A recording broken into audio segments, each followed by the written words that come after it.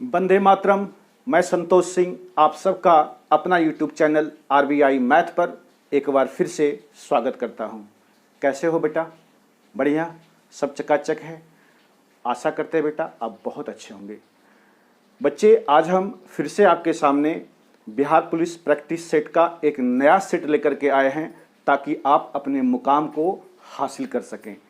तो आओ बच्चे, देर न करते हुए हम वीडियो को स्टार्ट करते हैं। जैसा कि आप जानते हैं कोई लंद फंद बतियाना नहीं है, डायरेक्ट मुद्दे पर आना है। ठीक है, तो चलो बेटा वीडियो को स्टार्ट करते हैं और ध्यान से देखना, समझना और लास्ट तक वीडियो देखना।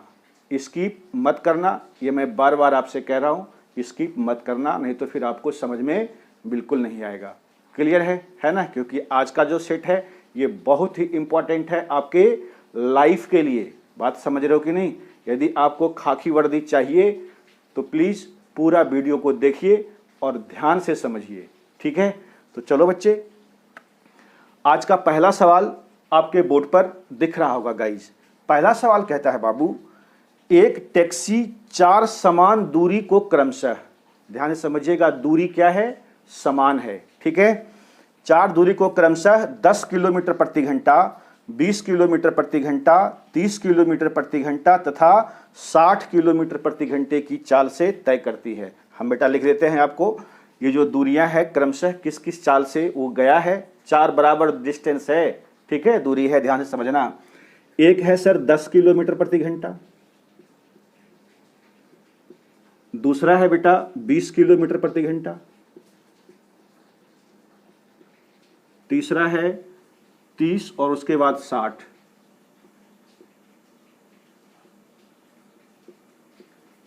किलोमीटर प्रति घंटा। ये 4 स्पीड दे रखा है आपका। क्लियर है? अब ध्यान से समझो। तो कहता है पूरी यात्रा की औसत गति क्या है? औसत गति आप कैसे निकालते हैं? कुल दूरी बटे कुल समय, यह निकालते हो बेटा। कुल दूरी बटे कुल समय औसत चाल बराबर फॉर्मूला होता है, जितना डिस्टेंस है उसको जोड़ दीजिए और जितना समय है उसको जोड़ करके उसको डिवाइड कर दीजिए। यह तो एवरेज स्पीड होता है कि नहीं? तो अब यहाँ से दिक्कत यह है कि सर जी सिर्फ चाल दे रखा है और कहता है दूरी समान है। एक तो तरीका है कि आप दूरी को एक्स फैक्स कुछ भी मान करके आप बना सकते हैं, लेकिन ध्यान रहे वो आपका टाइम को बर्बाद कर देगा। समझे कि नहीं? ठीक है, तो आइए हम जो आपको मेथड समझाने जा रहे हैं ये बहुत ही सटीक और तुरंत जवाब देगा ये। ठीक है, ध्यान से समझो।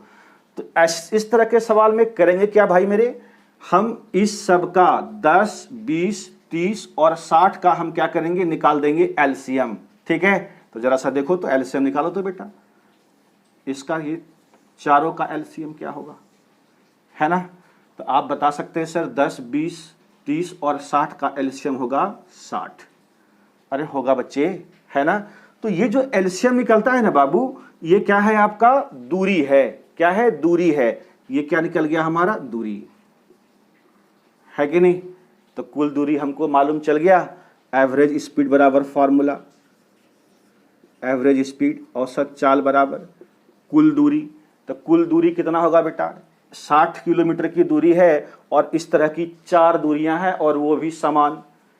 तो 60 प्लस 60 प्लस 60 प्लस 60, 4 बार उसको जोड़ दोगे ना सर, तो ये कितना हो जाएगा? 6 चौके 24 यानी 240 किलोमीटर।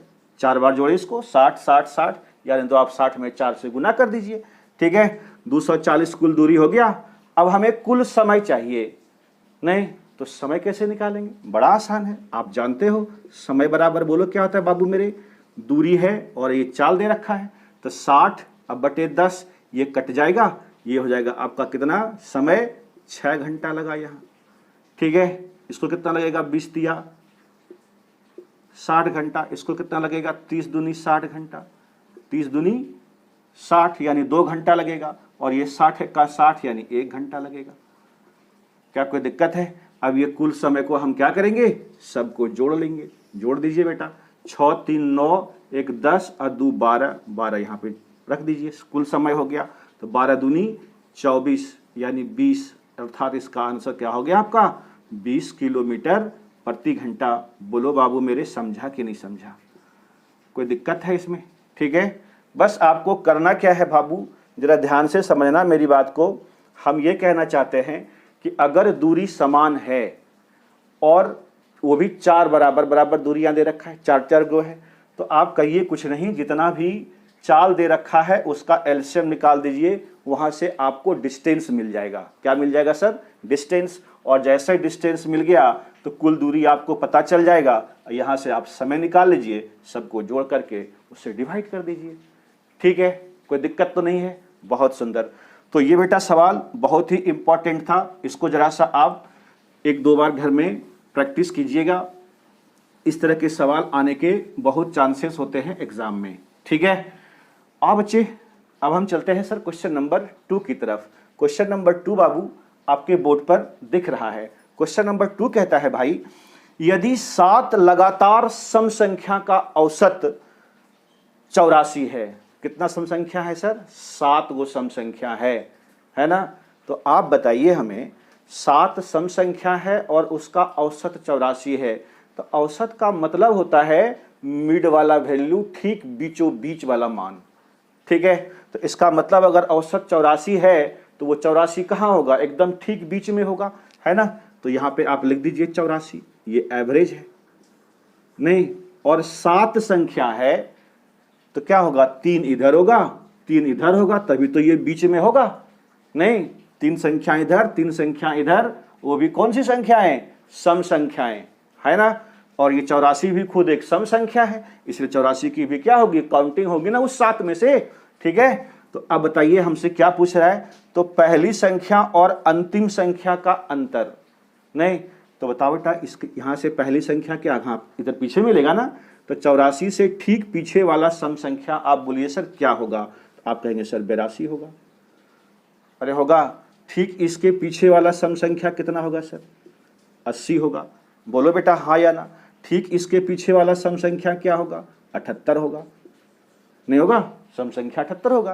तो 3 संख्या इधर हो गया, अब 3 संख्या आगे की ओर चलेगा, तो 84 में 2 2 जोड़ते चले जाइए आप। 84 2 86, 86 2 88, 88 2 90। कोई दिक्कत है? अब आप देख लीजिए, ये 7 गो सम संख्या है जिसका औसत क्या है? 84 है। कोई दिक्कत? हमसे क्या पूछा बेटा कि लास्ट संख्या और फर्स्ट संख्या का अंतर क्या है? तो 90 में हम 78 ना घटा देंगे भाई मेरे। बोलो ना हाँ या ना। अंतर पूछ रहा है, तो 10 में से 8 गया सर 2, यहां से तो आपने पैसा ले लिया था, यहां पे कितना बचेगा? 8, 8 में से 7 गया, ये सर हो गया 12। यही आपका इस सवाल का आंसर है। बोलिए सर हाँ या ना। कोई दिक्कत वाली बात है? समझ पाए सर? अब आप देखिए, हम आपको यहां से एक बड़ा मजेदार ट्रिक बता रहे हैं ताकि आपको इतना भी ना करना पड़े। हालांकि ये भी बहुत शॉर्ट है, इससे भी शॉर्ट क्या हो सकता है, जरा आप ध्यान से देखिए। कहता है 7 लगातार सम संख्या का औसत 84 है। जय गो लगातार सम संख्या है ना, उससे 1 कम कर दीजिए। कितना कम कर देंगे? 1 कम। तो बताइए 7 गो सम संख्या है लगातार, तो 7 में से 1 कम कीजिएगा, कितना होगा? 6 होगा ना सर। और सबसे छोटका सम संख्या क्या हो गया? 2। नहीं, हर एक सम संख्या के बीच में कितने का गैप होता है? 2-2 का गैप होता है। तो उस गैप से आप उसको मल्टीप्लाई कर दीजिए, है कि नहीं? क्या बोले, नहीं समझे? ध्यान से समझिए। 7 गो सम संख्या है, 1 कम कर दीजिए। इसमें 1 कम कर देंगे तो क्या गो होगा संख्या? 6 होगा कि नहीं होगा? और सबका बीच का गैप कितने का होता है? चाहे कोई भी सम संख्या हो, 2 सम संख्या के बीच का गैप कितना होता है? 2 होता है ना सर। ठीक है, हम बस इसको सिर्फ 2 से मल्टीप्लाई कर देंगे। 6 दूनी 12, ये डायरेक्ट आपका पहला और अंतिम संख्या का अंतर देगा। देखिए आंसर वही है कि नहीं है? बात समझे? कोई दिक्कत तो नहीं सर? बहुत सुंदर। ठीक है, तो ये सवाल भी बेटा हमने बड़े प्यार से कराया है आपको। ठीक है ना? कई तरीके हैं बेटा अपने पास एग्जाम में करने के भी तरीके और यहाँ सीखने के भी तरीके। ठीक है, तो क्या सिखाया अभी आपको? जय गो सम संख्या रहेगा, उससे 1 कम करके, है ना, उसको 2 से मल्टीप्लाई कर दीजिए, आपको पहला और अंतिम संख्या का डिफरेंस देगा। क्लियर है? चलो बच्चे चलते हैं अब हम अगले क्वेश्चन की तरफ। क्वेश्चन नंबर 3 आपके बोर्ड पर दिख रहा है गाइस। क्वेश्चन नंबर 3 कहता है यदि 10 2a इंटू 10 4a बराबर 1 है, 10 2a इंटू 10 4a, इसका वैल्यू 1 दे रखा है बेटा, है कि नहीं। तो आपसे पूछ रहा है कि साइन 2a, ये पूछा बेटा आपसे, साइन 2a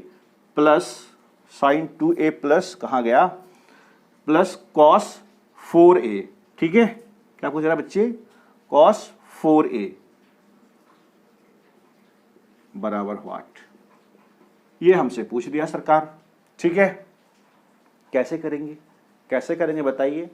आप गौर कीजिए इसको बेटा, जितना फॉर्मूला आप लगाओगे ना उतना आप फंसोगे, ठीक है। 10 2a का फॉर्मूला, 10 4a का फॉर्मूला, इसको गुना करके फिर यहाँ से a का वैल्यू निकालना, काफ़ी कॉम्प्लिकेटिव चीज़ है वो, ठीक है। तो आप तो जानते हैं सर, आपका सर बिल्कुल शॉर्टकट तरीके में को बताने में, करने में ही विश्वास रखता है कि नहीं है। तो आइए देखते हैं। 10 गुना 10, अगर 10 गुना 10 है और इसका मान 1 है तो ये तभी पॉसिबल है जब इसके एंगल का सम 90 डिग्री हो, अर्थात इन दोनों का ये बीच का जो कोण है 2a और 4a, इसको जोड़ने पर 90 डिग्री आना चाहिए, ठीक है ना। तभी ये पॉसिबल है ना, तभी ये 1 आएगा, नहीं तो फिर कभी 1 आएगा ही नहीं समझे। अच्छा, हम आपको चीज समझाते हैं। 10 45 डिग्री, ठीक है, और दूसरा है गुना 10 45 डिग्री। 10 45 कितना होता है 1, और फिर 10 45 कितना होगा 1, ये इसका वैल्यू कितना होगा 1। ये कैसे पॉसिबल है, जब तक कि दोनों का एंगल का सम 45 प्लस 45 90 ना हो जाए। जैसे आप लीजिए 10 30 और 10 60, इसका तो वैल्यू जानते हैं ना आप। तो 10 30 1/√3, 10 60 √3/1, तो √3 से √3 क्या होगा, कट जाएगा, वैल्यू क्या आएगा 1 आएगा ना सर। तो 10 चाहे एंगल कुछ भी हो और 10 एंगल कुछ भी हो, अलग अलग भी एंगल हो, ठीक है, अगर उसका मल्टीपल 1 आता है तो ये तभी पॉसिबल है जब उनके एंगल का सम यानी उसके कोणों का योग 90 डिग्री होगा। बात समझ पाए। तो आइए देखिए, ये 2a है और ये 4a है, इसका सम कितना हो जाएगा बताइए, 2a प्लस 4a, सम का मतलब जोड़। 2a प्लस 4a कितना होगा सर 6a, इसका मान कितना डिग्री होना चाहिए 90 डिग्री। अरे बोलो ना बेटा, ठीक है। तो इसको काट दीजिए, 15 छके 90, यानी a का मान कितना डिग्री आया 15 डिग्री आया। अब जैसे a 15 डिग्री आया तो आप इसमें बिठा दो ना बेटा, ठीक है, बिठा दीजिए। तो a का मान 15 है, तो 15 दूनी 30, यानी साइन 30, ठीक है। बताइए साइन 30 कितना होता है, आप कहेंगे सर हाफ होता है। यहाँ 4a का मान 15, तो 15 चौके 60, नहीं तो 15 चौके 60, यानी cos 60 कितना होता है, वो भी हाफ होता है। जो साइन 30 है वो cos 60 है, 1/2। बताओ बेटा, 1 + 1 आधा रोटी कितना रोटी, 1 रोटी, ठीक है, यानी इसका वैल्यू कितना आ जाएगा 1। हाफ प्लस हाफ, आधा जोड़ोगे तो 1 ना होगा बेटा, ठीक है। तो इसका आंसर बच्चे क्या हो गया आपका 1। 10 sin 2a plus cos 4a की वैल्यू कितना आएगा 1 आएगा। बताओ सर मजा आया कि नहीं आया, है ना। अगर मजा आया सर तो कमेंट कर दीजिए और लाइक कर दीजिए, है कि नहीं। सब्सक्राइब सर भी कर दीजिए प्लीज, है, ठीक है। चलिए, है ना, आइए देखिएगा ध्यान से। बहुत मेहनत से पढ़ाते हैं बेटा आपको हम, ठीक है। और इस मेहनत का जो हम मेहनताना अपना है वो ये चाहते हैं बस यही कि आप सिर्फ सब्सक्राइब कर दीजिए, शेयर कर दीजिए कई लोगों को, बस इतना ही चाहिए आपसे, और क्या। और बच्चे क्वेश्चन नंबर 4 की ओर चलते हैं। क्वेश्चन नंबर 4 अब आपके बोर्ड पर दिख रहा है भैया मेरे, ठीक है। क्वेश्चन नंबर 4 कहता है कि यदि वृत्त का समीकरण x² + y² बराबर 49 है। देखना बेटा, ये एक सर्किल का इक्वेशन दे रखा है। क्या दे रखा है, x² + y² बराबर 49, ठीक है, 49 है। तो हमसे क्या पूछा सर कि वृत्त की त्रिज्या एवं क्षेत्रफल ज्ञात कीजिए। त्रिज्या भी पूछ रहा है और क्षेत्रफल भी पूछ रहा है। आपसे पूछ रहा है r यानी त्रिज्या बराबर वाट और इसका एरिया बराबर वाट। एरिया मतलब क्षेत्रफल, ये दो चीजें पूछ रहा है। आप पहले थोड़ी सी चीजों को समझिए। ये सवाल कोऑर्डिनेट ज्योमेट्री का है कि नहीं है, और कोऑर्डिनेट बेटा आप पढ़े होंगे, ठीक है। तो चलो गाइस देखते हैं हम इस चीज को कि कैसे एक सर्किल का स्टैंडर्ड इक्वेशन हम निकाल पाएंगे। ठीक है, इस चीज को अब आप देखिए जरा ध्यान से। ठीक है, जैसे देख लो, ये क्या है बेटा, सर्किल है ना, सर्किल। ये सेंटर है, हमने इसको क्या किया, बांट दिया। ये हुआ हमारा एक्स एक्सिस, ये हुआ एक्स डैश, ये हुआ वाई एक्सिस और ये हुआ वाई डैश। ठीक है, ये क्या है, हमारा ओरिजिन है ओ मान, और ये तो रेडियस है बेटा, है ना। सपोज हमने कहा कि ये जो रेडियस है आर, ये रेडियस क्या है बेटा, आर है ना, और ये एक पॉइंट है पी जिसका नियामक एक्स और वाई है। क्या है बाबू, एक्स और वाई है। तो आप हमको एक चीज बता दीजिए जरा सा कि ये इसका रेडियस कैसे निकलेगा, इसका मान कैसे निकलेगा। तो ये क्या है, हमारा ओरिजिन है, इसका नियामक क्या होता है बोलो, 0 0 होता है कि नहीं होता है, होता है। तो ये ओ से पी का डिस्टेंस ही तो रेडियस है, नहीं तो आप दूरी वाला फॉर्मूला लगा दीजिए। नहीं, क्या क्या लगा देंगे दूरी वाला फॉर्मूला, जरा ध्यान से समझिएगा कि ये जो क्या होगा बेटा, OP square radius, OP square बराबर डिस्टेंस क्या होगा, x माइनस 0 का स्क्वायर प्लस y माइनस 0 का स्क्वायर। नहीं, ये x coordinate x1 x minus x1 या x1 minus x2 y2 minus y1, ये तो डिस्टेंस होता है। नहीं तो बस इसका स्क्वायर कर लीजिए यहाँ पर। ठीक है, अब बताओ बेटा ओपी क्या है, आपका रेडियस है यानी आर स्क्वायर, और इसका एक्स में 0 घटाएगा तो क्या होगा, 0 ही होगा, एक्स होगा, एक्स का स्क्वायर कितना होगा बेटा, एक्स स्क्वायर, और ये होगा वाई स्क्वायर। नहीं, यही है स्टैंडर्ड इक्वेशन ऑफ सर्किल, किसी भी सर्किल का स्टैंडर्ड इक्वेशन रेडियस निकालने का तरीका। क्लियर है ना। तो ये एक्स स्क्वायर वाई स्क्वायर क्या हुआ, इस पॉइंट का है, नियामक है। ठीक है, और ये आर क्या है, रेडियस है। बताइए ना सर, हाँ या ना। तो बताओ क्या इस इक्वेशन को हम इस फॉर्म में लिख नहीं सकते, ये आर क्या है, रेडियस है, लेकिन यहाँ पे क्या है, x square plus y square बराबर 49 है। इसको हम थोड़ा सा क्या करते हैं, ब्रेक कर लेते हैं। ये देखिए ध्यान से, x square plus y square बराबर यहाँ पर आर स्क्वायर होना चाहिए। तो 49 किसका स्क्वायर होगा बताइए, तो 7 का स्क्वायर। नहीं तो ये आर अगर रेडियस है तो ये 7 क्या होगा बेटे बोलो, रेडियस होगा नहीं होगा, x square plus y square बराबर आर स्क्वायर। ये आर स्क्वायर है तो आर ही तो रेडियस है, तो आर का वैल्यू कितना हो गया बेटा मेरे, 7। ठीक है, एक आंसर मिल गया आपको। अब पूछता है इसका क्षेत्रफल क्या है, वृत्त का क्षेत्रफल ना, वृत्त का क्षेत्रफल क्या आता है बेटा जरा से बताओ, पाई आर स्क्वायर। पाई का मान 22/7 और आर का स्क्वायर करोगे यानी 7 गुना 7, ये 7 से 7 कट जाएगा, 22 7 कितना होता है, 54 से 154, 7 दूनी 14 के 4 हाथों में 7 14 1 15, नहीं तो 154 वर्ग इकाई, चाहे जो भी इसका इकाई है कि नहीं है। तो रेडियस कितना हो गया भाई 7, और इसका क्षेत्रफल क्या हो गया, वृत्त का क्षेत्रफल 154 वर्ग इकाई।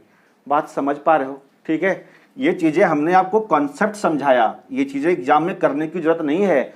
आप जैसे देखिए x square plus y square इधर है इधर बराबर है 49, तो 49 किसका स्क्वायर होगा, 7 का स्क्वायर होगा, तो वही 7 क्या हो गया आपका रेडियस, और रेडियस अगर 7 है तो वहां क्षेत्रफल फटाफट निकाल दीजिए आप। ठीक है, कोई दिक्कत वाली बात तो नहीं, बहुत सुंदर। तो चलो बच्चे, ये क्वेश्चन नंबर 4 भी हमने आपको करा दिया भाई। अच्छा ठीक है, यहां से एक चीज और पूछ सकता है आपसे पूछेगा कि बताइए इसी का सेंटर क्या होगा। नहीं तो सेंटर क्या है, ये तो 0 0 सेंटर है सर। नहीं तो x माइनस 0 का स्क्वायर y माइनस 0 का स्क्वायर, यहाँ से सेंटर भी निकल जाएगा, है कि नहीं, कुछ भी निकाल सकते हैं आप अगर आपको ये कॉन्सेप्ट पता है तो। ठीक है गाइस, तो चलिए इसको हम हटा दिया। ठीक है, चलते हैं अगले क्वेश्चन की तरफ। क्वेश्चन नंबर 5 अब सर आपके बोर्ड पर दिख रहा है। क्वेश्चन नंबर 5 कहता है भैया कि 2 का पावर हाफ, ठीक, बहुत सुंदर। 3 का पावर 1/3, ठीक है। 4 का पावर कहता है 1/4 है, बहुत सुंदर, ठीक है। 6 का पावर 1/6 है, और 12 का पावर 1/12 है। नहीं, ठीक है, 12 का पावर क्या है भाई, 1/12 है। आपसे पूछ रहा है कि इनमें सबसे बड़ी संख्या कौन सी है, ये पांचों संख्याओं में से बड़ी संख्याएं कौन सी है। ये चीज़ें आपको निकालना है सर, है ना। कैसे निकालेंगे आप देख लीजिए। हम जो तरीका आपको बता रहे हैं वो बहुत ही सटीक और बहुत ही जल्दी बनने वाला तरीका है, ठीक है ना। तो आप बच्चे कैसे बनेगा इस सवाल को जरा ध्यान से समझिए। हमको ये ढूंढना है कि इन पांचों संख्याओं में से, ठीक है, सबसे बड़ी संख्या कौन सी है। ध्यान से समझिएगा। ये जितना बटा में है ना 2, 3, 4, 6, 12, इसका आप एलसीएम निकाल दीजिए, ठीक है। 2 का 3, 4, 6 और 12 का एलसीएम बताइए कितना होगा। 12 होगा सर, होगा नहीं होगा, ठीक है। अब इसी 12 से आप क्या कर दीजिए, इसके सभी पावर में मल्टीप्लाई कर दीजिए। क्या कर देंगे सर, मल्टीप्लाई। तो जरा सा देखिए, तो यहाँ पे एक लाइन करके लिखते हैं हम, 1/2 गुना 12, ठीक है। 3 1/3 तो ये सवाल में ही है। अब गुना 12, 4 का पावर 1/4 गुना 12, ठीक है। 6 का पावर 1/6 गुना 12, ठीक। और ये क्या है, 12 का पावर 1/12 गुना 12। ये 12 से 12 कट जाएगा, ये 6 दूनी 12, ये 4 तिया 12, ये 3 चौक 12, ये 2 छक 12, ठीक है। क्या आया फाइनली देखिए जरा सा, 2 का पावर 6। तो आप बताइए सर 2 का पावर 6 कितना होगा, बोलिए। 2 का पावर 3 कितना होता है, 8, फिर 2 का पावर 3, 8 8 64, ठीक है। 3 का पावर 4 कितना होगा बेटा, 3 तिया 9, फिर 3 तिया 9 9 81, ठीक है। 4 का पावर 3 कितना होगा, 4 चौक 16, फिर 16 चौके 64, 4 चौक 16 16 चौके 64, ठीक है ना। जरा ध्यान से, 4 का पावर 3 64 हो गया। अब ये 6 का पावर 2 कितना हो जाएगा सर, 36, और ये 12 का पावर 1 है तो कितना होगा, ये 12। अब आप क्या इन संख्याओं में नहीं बता सकते आप कि कौन सी संख्या बड़ी है। तो आप कहेंगे सर ये 81 बड़ी है कि नहीं है। 81 मान किसका था बेटा, 3 का पावर 1/3 था कि नहीं था। तो इसका मतलब इसका सबसे बड़ी संख्या क्या हो जाएगा, 3 का पावर 1/3, यही आपका आंसर है ना। सबसे बड़ी संख्या, कोई दिक्कत है। सबसे छोटी संख्या पूछता तो 12 का पावर 1/12। क्लियर है, बात समझ पा रहे हो आप, ठीक है। तो ये बड़ी आसान सी चीजें हैं, आप सिर्फ सवाल को देख करके घबराइए मत। करने के तरीके जो मेरे द्वारा बताया जाएगा वो बहुत ही आसान होगा, ठीक है गाइस। क्वेश्चन नंबर 6 अब आपके बोर्ड पर दिख रहा है गाइस। क्वेश्चन नंबर 6 कहता है, एक अष्टभुज के कितने विकर्ण होते हैं। चाहे कोई भी भुज हो, उसको आप छोड़ दीजिए। अभी हम आपसे अष्टभुज क्या एन भुज की विकर्ण बता देंगे अभी आपको निकालने के लिए, है ना। क्या होता है जरा ध्यान से समझिए। ये तो अष्टभुज का मतलब, अष्ट मतलब क्या होता है 8, यानी इसकी 8 भुजाएं हैं। अगर एन भुजा होगा तो नहीं, कोई भी भुजा हो, एन का मतलब क्या, कोई भी भुजा हो, ठीक है। तो आइए देखिए, हम आपको ये यहां समझाते हैं कि एन भुजाओं की, एन बहुभुज के विकर्णों की संख्या क्या होगा। डायगोनल विकर्णों की संख्या, है ना। ध्यान से समझिएगा, करना कुछ नहीं है आपको, जितना भुजा है उसका वर्ग कर दीजिए, यानी स्क्वायर। तो एन का स्क्वायर कितना होगा सर, एन स्क्वायर, ठीक है। और इसका तिगुना करके, यानी 3n करके इसमें घटा दीजिए और 2 से इसको डिवाइड कर दीजिए, आपका आंसर आएगा डायरेक्ट। क्या आएगा आपका आंसर, डायरेक्ट आएगा। तनी देखिए तो इस सवाल को, कहता है अष्टभुज में कितने विकर्ण होंगे, ठीक है। तो अष्टभुज के विकर्ण यानी n का मान कितना है सर, अष्ट का मतलब होता है 8, n का मान 8, ठीक है। बिठा दीजिए, तो 8 है तो 8 का स्क्वायर कितना होगा बाबू, n है तो n का स्क्वायर होता है ना। तो 8 का स्क्वायर 8 8 64, इसमें 3 गुना कर दीजिए 3n, तो 8 तिया 24, इसको आधा कर दीजिए। नहीं बोलिए, 4 में से 4 गया 0, 6 में से 2 गया 4, अब बटे कितना हो गया 2, काट दीजिए इसको। 20 विकर्ण होंगे, नंबर ऑफ डायगोनल्स, ठीक है ना। किसके, अष्टभुज के। अष्टभुज के कितने विकर्ण होंगे, 20 विकर्ण होते हैं। समझे बात, कोई दिक्कत वाली बात तो नहीं है ना। समझ पा रहे हो बेटा, चाहे जितना भी आपको दे भुजाएं, कोई दिक्कत वाली बात नहीं है। जितना भुजा है उसका एक बार वर्ग कर दीजिए, फिर उसका तिगुना करके उसमें घटा दीजिए, आधा कर दीजिए, आपका आंसर है जाइए। बात समझे? ठीक है ना? आ जाइए। तो ये था सर क्वेश्चन नंबर 6। ठीक है गाइस, क्वेश्चन नंबर 7 की तरफ चलते हैं हम। क्वेश्चन नंबर 7 बहुत ही बढ़िया सवाल बेटा, द्विघात समीकरण का सवाल है। कहता है यदि समीकरण 3x² समीकरण दे रखा है बाबू, 3x² प्लस 5x माइनस 7 बराबर 0, इसके कहते हैं दो मूल हैं, वो एक मूल L है और दूसरा मूल M है। तो आपसे पूछा भाई, क्या पूछा है? ध्यान से देखो, 1/L प्लस 1/M बराबर व्हाट, ये हमसे पूछ दिया। ठीक है ना? आप ध्यान से समझिए मेरी बात को, यहां पर समझिए इधर। यदि स्टैंडर्ड इक्वेशन क्या होता है द्विघात समीकरण का? ax² plus bx plus c बराबर 0, ये तो होता है सर। आप बताइए, यदि हम आपसे ये कहते हैं इसके दो मूल हैं, अल्फा है और बीटा है, ये दो मूल हैं, तो इसका योगफल कितना होगा? अल्फा प्लस बीटा जानते हैं आप, माइनस b/a। ये b क्या है? x का कॉफिशिएंट, और a क्या है? x² का कॉफिशिएंट। ठीक है, गुणांक। कॉफिशिएंट का मतलब क्या होता है सर? गुणांक। और अल्फा इंटू बीटा यानी मूलों का गुणनफल कितना होगा सर? बताइए तो आप। मूलों का गुणनफल होगा सर c/a, यानी कांस्टेंट बटे x² का कॉफिशिएंट यानी a। बात समझे कि नहीं समझे? है ना?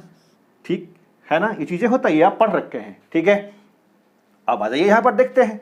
हम इसको यदि सॉल्व करेंगे बेटा तो ये क्या होगा? इसका एलसीएम LM, तो ये क्या होगा? M प्लस L या L प्लस M। बात तो बराबर है, इसके दो मूल अल्फा L और M है, तो L प्लस M ये क्या है? मूलों का योगफल ही तो है, और ये L गुना M क्या है? मूलों का गुणनफल है कि नहीं है? तो योगफल अब बटे गुणनफल कर दीजिए, तो मूलों का योगफल क्या होगा बताइए?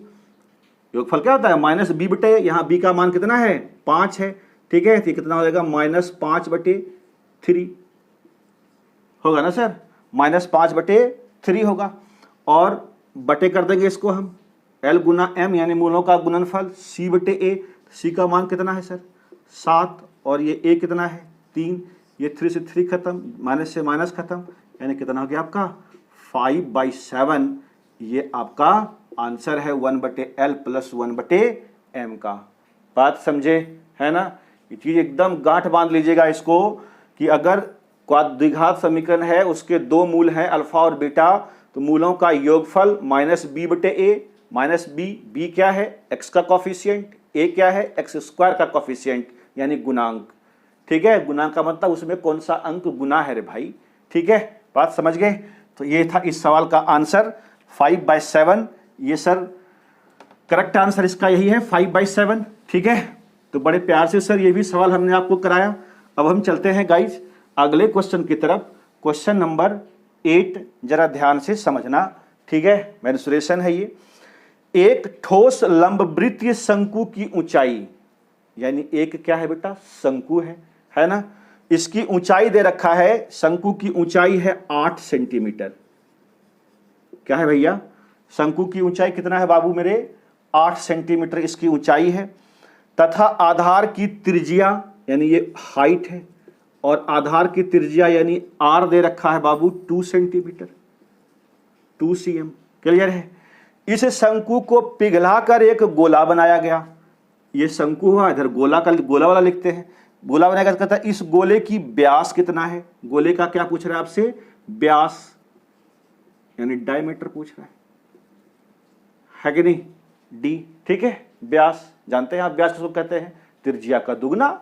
नहीं तो आइए, मेंसुरेशन में जैसे ही किसी वस्तु को पिघला करके एक नई वस्तु बनाया गया, तो पिघलाने का मतलब होता है कि उसका आयतन। ठीक है, जिसको पिघलाया, जो वस्तु नया बन रहा है, दोनों का जो आयतन है वो क्या होगा? समान होगा, बराबर होगा भाई। क्लियर है ना? तो आप आइए, तो ये क्या है? शंकु, और ये क्या है? गोला है। तो शंकु का आयतन क्या होता है सर? जानते हैं आप, 1/3 पाई r² इंटू h। शंकु का होता है 1/3 पाई r का स्क्वायर कर देंगे, यानी 2 × 2 गुना h। ये हुआ शंकु का आयतन। ठीक है, अब बताओ बेटा, ये तो गोला है, गोले का आयतन क्या होता है sir? 4/3 pi r cube. Clear है? तो ये इसका आयतन और इसका आयतन क्या होगा? बराबर होगा, क्योंकि पिघला करके गोला बनाया गया है, शंकु को पिघलाया है। पिघलाने का मतलब आयतन, दोनों का आयतन को बराबर कर देंगे हम, हाँ या ना? तो देखो बेटा, पाई से पाई कट जाएगा, ये 3 से 3 कट जाएगा बेटा, बोल दो हाँ या ना। ये कितना हो गया? 2 दूनी 4 से ये 4 कट जाएगा, यानी आर क्यूब का वैल्यू कितना आ गया? 8। तो आर का वैल्यू क्या होगा? 2 होगा कि नहीं होगा? ये 3 उधर जाएगा तो 8 का घनमूल, 8 का घनमूल कैसे निकालते हैं? 8 का घनमूल 2 गुना 2 गुना 2 लिखेंगे ना, इसका घनमूल बोल रहा है। घनमूल का मतलब होता है ग्रुप बनाएंगे 3-3 का, वर्गमूल रहता है तो ग्रुप कितने का बनाते थे? 2-2 का, ठीक है। तो यहाँ 3 का, तो 3 को 2 है, बाहर निकलेगा तो 1 को 2 लिखाएगा, यही इसका घनमूल है। बात समझे कि नहीं समझे? तो अगर सर त्रिज्या 2 है तो हमसे पूछा है व्यास, तो बताइए सर व्यास कितना होगा? व्यास क्या होता है? त्रिज्या का दुगना ही तो होता है, ठीक है। तो ये कितना होगा? 2 गुना 2 यानी 4 सेंटीमीटर इस गोले का क्या है? व्यास है। बताइए सर, कोई दिक्कत? समझ पाए आप हैं? इस सवाल को करने के यही तरीके हैं, और डायरेक्ट आप आयतन निकाल करके बराबर कर दोगे, उसमें जो वैल्यू कटने वाली है उसको काट दीजिए और बाद बाकी आप उसका वैल्यू निकाल दीजिए, जो बचा हुआ है आपका आंसर देगा सर, ठीक है। समझ पाए आप मेरी बात को? ठीक, तो चलिए, ये था क्वेश्चन नंबर 8 था बेटा। क्वेश्चन नंबर 8 भी हमने आपको बड़े प्यार से कराया। अब हम चलते हैं गाइज क्वेश्चन नंबर 9 की तरफ। क्वेश्चन नंबर 9 कहता है भैया, कितने समय में 10% वार्षिक चक्रवृद्धि ब्याज की दर से 1000 रुपये का मिश्रधन 1210 रुपया हो जाएगा? है ना, ध्यान से समझना। 1000 रुपये का मिश्रधन, यानी ये क्या है? प्रिंसिपल है, मूलधन है, ठीक है। 1000 हो जाएगा मिश्रधन लिखा हुआ वहां पे डायरेक्ट। ये क्या है? अमाउंट। मिश्रधन को क्या कहते हैं इंग्लिश में? अमाउंट कहते हैं, ठीक है। ये मिश्रधन है और ये मूलधन है। तो मिश्रधन कितना दे रखा है बेटा? 1210 दे रखा है, ठीक है। अब आप कीजिए क्या, इसका रेशियो निकाल दीजिए, तो ये 0 से 0 कट जाएगा भाई, कट जाएगा, ठीक है। यानी 100:121, ठीक। अब रेट क्या दे रखा है सर? रेट दे रखा है हमारा 10%। तो बताइए 10% को जब आप तोड़ोगे ये कितना होगा? 1/10। ये कैसे आया देख लो ध्यान से। ये प्रतिशत को हमने तोड़ा है, तो प्रतिशत का मतलब क्या होता है? बटा में 100 होता है। ये 0 से 0 कट जाएगा तो 1/10 आया कि नहीं आया? ये नीचे वाला क्या होता है बेटा अपना? रेट किस पर निकलता है? हमेशा प्रिंसिपल पर। जो बच्चे नए हो वो सीख लो आज यहाँ पर। रेट हमेशा निकलता है मूलधन पर। तो ये 10 क्या है हमारा? मूलधन है, तो मूलधन के नीचे मूलधन लिख दीजिए। और एक क्या है? ब्याज है। तो अमाउंट कितना होगा? अमाउंट उसको बोलते हैं, बोलो, प्रिंसिपल प्लस ब्याज। नहीं, मूलधन और ब्याज को जोड़ देंगे तो 10 और 1 कितना हो गया? 11, है कि नहीं? अब जरा ध्यान से देखिए, ये 10 है और ये 100 है, तो बताओ कितना गुना करने पर ये आया होगा? 10 और, यानी 10 का स्क्वायर करने पर ये 100 आएगा, और ये 11 का स्क्वायर करने पर ये 121 आएगा, है कि नहीं? 11 गुना 11 121, और ये 10 का स्क्वायर 100। तो यही जो है स्क्वायर, यही जो पावर है, यही क्या होता है आपका? टाइम होता है, यानी यही समय है। तो समय कितना हो गया सर? 2 बरस, ठीक है। और समय ही आपसे पूछ रहा था बेटा समय, ठीक है। इसका आंसर कितना हो गया? 2 बरस। करना कुछ नहीं था आपको, प्रिंसिपल और अमाउंट का रेशियो निकाल दीजिए, और जो रेट दे रखा है उसको तोड़ करके देख लीजिए कि क्या चीज़ करने पर, स्क्वायर करने पर या फिर क्यूब करने पर आ रहा है। ये चीज़ आप कर लीजिए, ठीक है। समझ पा रहे हैं? ठीक, बहुत बढ़िया। तो ये था बेटा क्वेश्चन नंबर 9। अब हम चलते हैं गाइज क्वेश्चन नंबर 10 की तरफ। क्वेश्चन नंबर 10 कहता है भैया, 2 नल ए तथा बी किसी टंकी को क्रमशः 12 मिनट तथा 15 मिनट में भर सकते हैं। भरने का मतलब होता है प्लस, जमा करेगा तो क्या होगा? प्लस होगा ना, ठीक है। तो ए है और एक बी है, क्लियर है। ये कहता है सर 12 मिनट में भरता है और दूसरा 15 मिनट में भरता है। ये भरने वाला है तो इसलिए यहाँ पे हमने प्लस दे दिया, क्लियर है। दोनों को एक साथ खोला जाता है, किंतु 3 मिनट बाद ए को बंद कर दिया जाता है। 3 मिनट बाद कितना कौन बेटा, ए बंद होता है।